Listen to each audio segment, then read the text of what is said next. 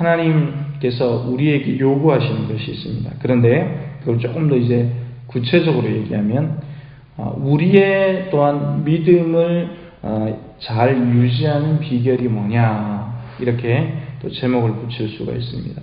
우리의 믿음이 흔들리지 않고 시간이 지날수록 더 믿음의 고수가 되고 더 하나님의 뜻을 잘 알고 영적인 눈이 더 밝아져서 세상의 이치를 깨닫고 특별히 하나님께서 어떻게 세상을 주관하고 계시느냐, 하나님의 역사를 잘 알 수 있는 그 비결이 뭐냐, 30년 전에 믿은 것과 지금 믿은 것에 비해서 똑같거나 그냥 뒤로 믿음이 약해지는 것이 아니라 수십 년 전에 믿었던, 내가 하나님을 만났던 보다 지금 더 영성이 더 깊어지고 하나님의 뜻을 깊이 알고 또 하나님의 일을 더 잘할 수 있는 비결이 뭐냐, 이게 굉장히 힘듭니다. 사실은 젊었을 때 우리가 하나님을 만났거나 처음 하나님을 만났을 때 그 기쁨이 있다가 교회 생활을 하게 되면 사람이 자꾸 보여지게 됩니다.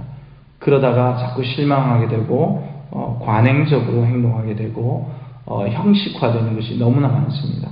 그러면 믿음을 유지하는 비결이 뭐냐? 사실은 이것은 믿음을 유지하는 것이 아니라 더 앞으로 나아가는 겁니다. 영성이 더 깊어지는 것입니다. 하나님과의 관계가 더 좋아지는 것입니다. 그리할 때 내가 삶의 영적인 성장이 계속 있습니다. 영적인 성장이 없으면 사람은 도태하게 되어 있습니다. 그 현 상태를 유지하는 것은 영적인 성장이 있어야 가능한 겁니다. 그래서 오늘은 5가지를 말씀을 하시죠. 12절과 13절을 거기서 말씀하시는데, 첫 번째, 믿음을 유지하는 비결이 뭐냐? 첫 번째 12절 중반절에 내 하나님 여호와를 경외하는 것이다. 하나님을 경외하는 것이다. 이게 첫 번째입니다. 온 마음을 다해서 뜻을 다해서 하나님을 경외하는 것이죠. 두 번째는 그의 모든 도를 행하는 것입니다. 하나님이 우리에게 말씀하시는 길도자죠. 길도자. 하나님이 우리에게 말씀하시는 그 법의 길을 따라서 그렇게 행하는 것입니다. 여러분, 행한다라고 되어 있죠.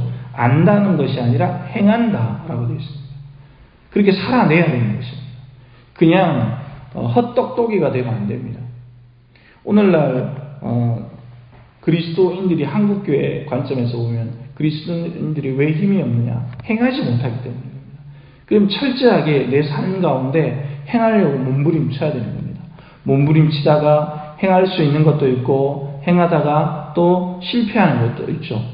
그런데 행하려고 하는 몸부림이 있어야 됩니다.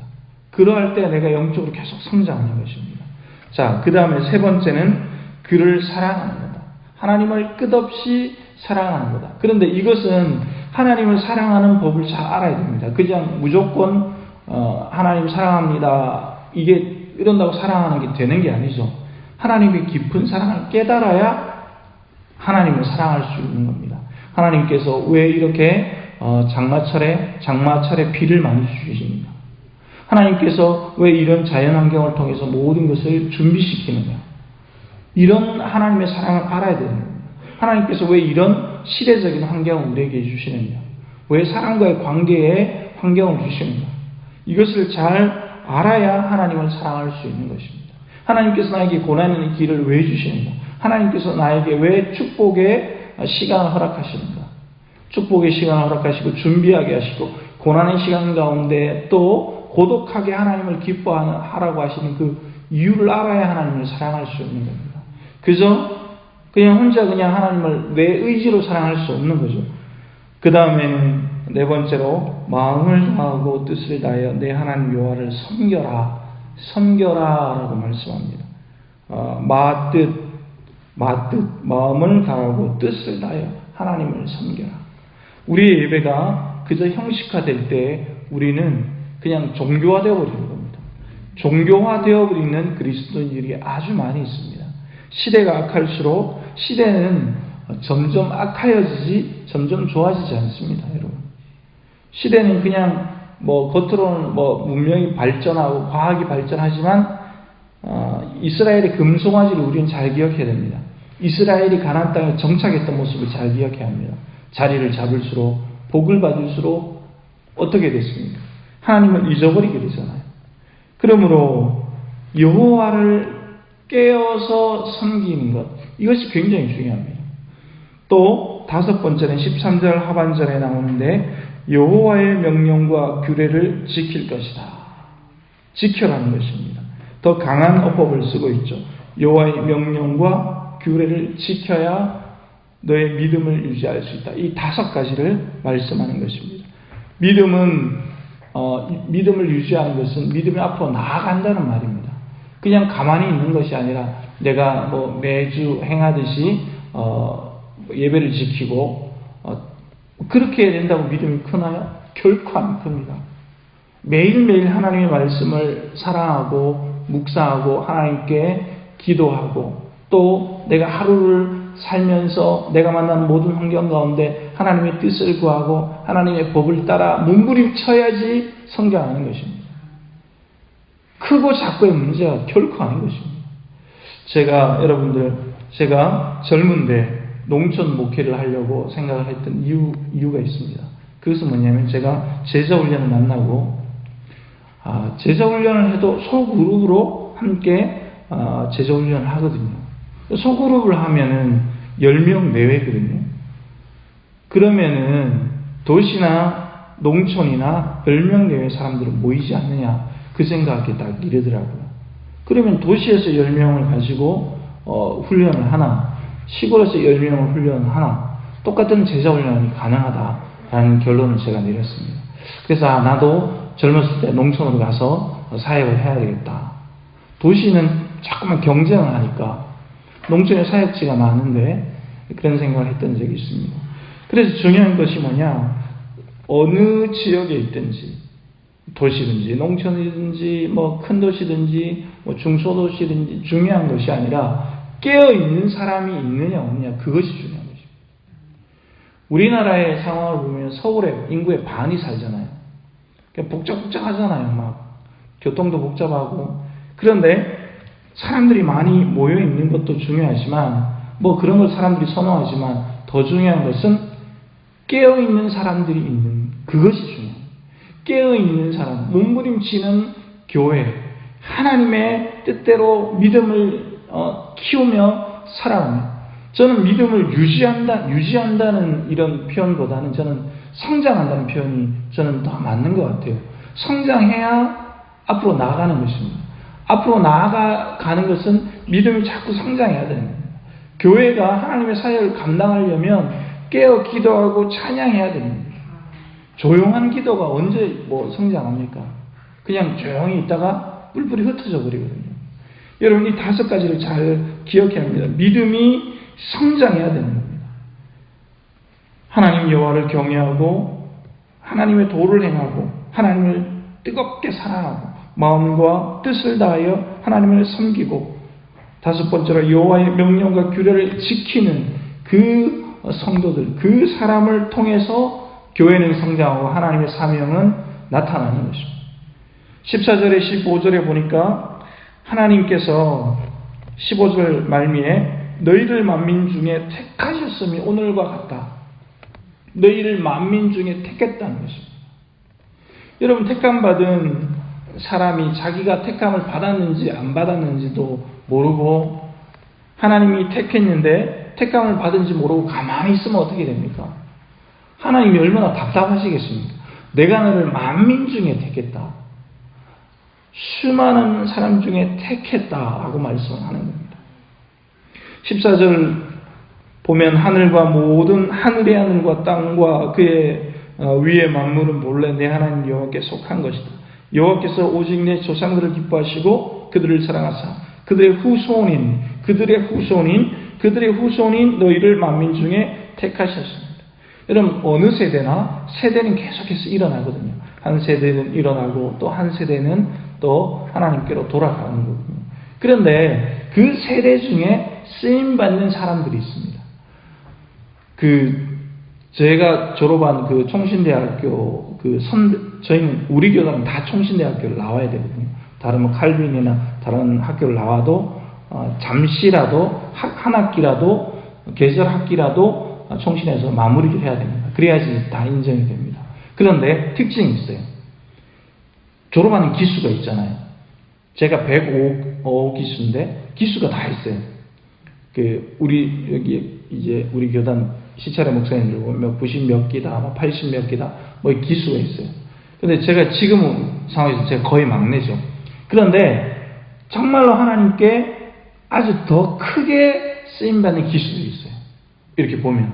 그래서 88기는 엄청 굉장히 크게 또 일하는 분들이 있어요.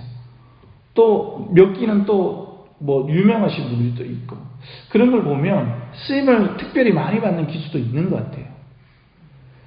여러분, 그래서 우리도 세대가 다 있잖아요. 우리의 세대, 다음 세대, 또 우리 앞전 세대가 있어요. 그런데 쓰임을 많이 받는 세대가 돼야 되는 거죠. 택함을 받았기 때문에 그냥 우리가 택함을 받아서 그걸로 끝나면 안 되는 거예요. 여러분, 시간이 지나면 교회에도 역사가 있거든요.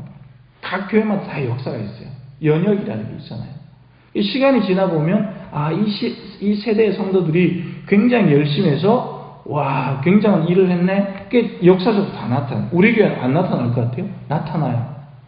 그러니까 내 세대, 내가 속한 세대에 내가 해야 될 택함받은 자로서 내가 남겨야 될 유산이 있는 것입니다. 그래야 그 다음 세대가 또 그것을 본받고 또 일을 하는 것입니다. 여러분, 그래서 너희는 만민 중에 택하셨음이다. 내가 택함받은 백성이다. 가만히 있으면 되지 않는 것입니다. 우리 세대에 내가 꼭 해야 되는 것이 있습니다.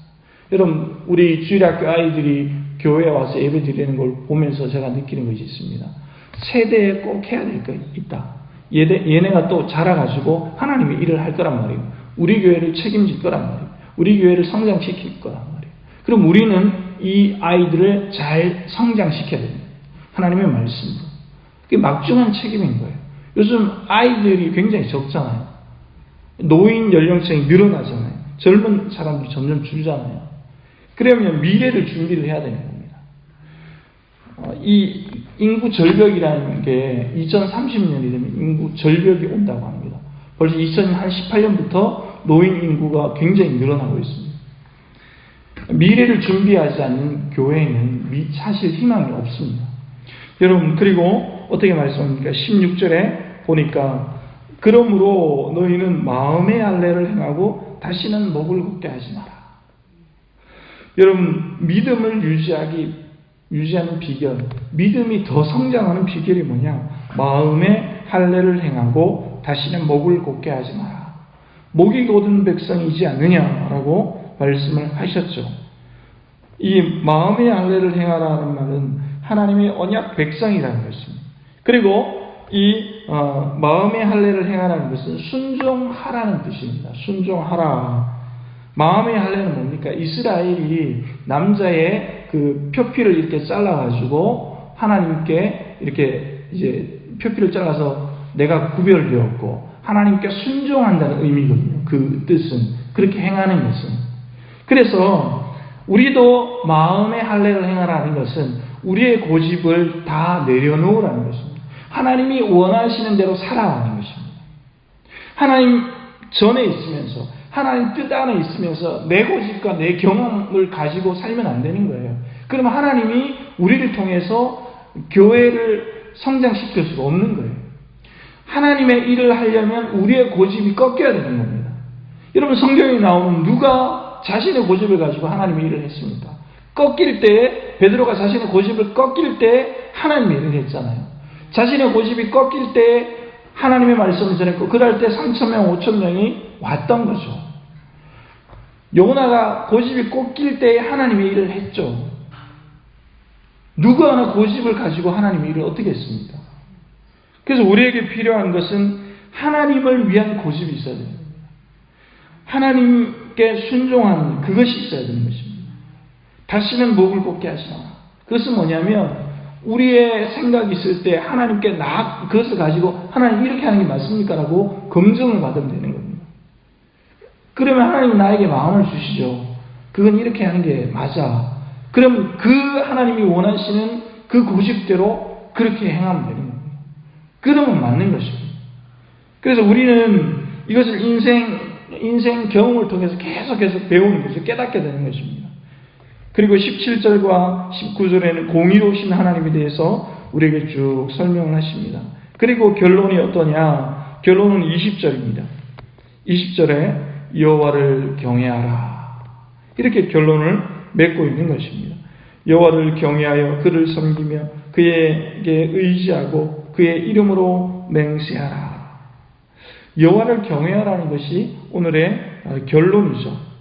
여러분, 믿음을 유지하는 것, 우리가 인생을 사는 것도 그냥 유지하려고 하면은 자꾸 뒤처지는 그것을 알 수가 있습니다.